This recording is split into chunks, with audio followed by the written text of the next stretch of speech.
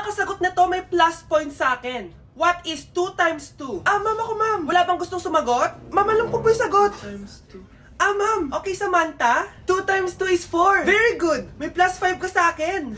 Ang daya naman, kanina pa ako nagtataas ng kamay. Ma'am, pwede pa po ba ako mag-take ng quiz? Absent kasi ako kahapon eh. Ay, hindi na! Absent pa more! Tatamad-tamad ka kasi mag-aral! Nagkasakit po kasi ako, ma'am. Oh, anong gagawin ko? Ma'am, pwede ba ako mag-quiz kahit absent din ako kahapon? Oo naman. O ito, magsimula ka na. Thank you po, ma'am. Bakit siya pwede mag-quiz, ma'am? Bakit? May problema ka ba? Oo, may problema ako. Favoritism ka. Palagi na lang sa Samantha yung binibigyan mo ng chance. May galit ka ba sa akin, ma'am? Sabihin mo. Hindi ako galit sa'yo. Pero sa nanay mo, oo! Wag na wag mong dadama yung anak ko sa problema mo sa akin! Nay?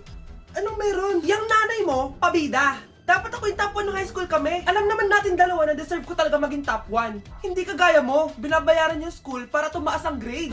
Totoo ba yun, Nay? Sinungaling ka! Mana ka naman para sa nanay mo, Samantha! Nga pala, alam na ng principal yung pagiging favoritism mo. Good luck na lang sa'yo,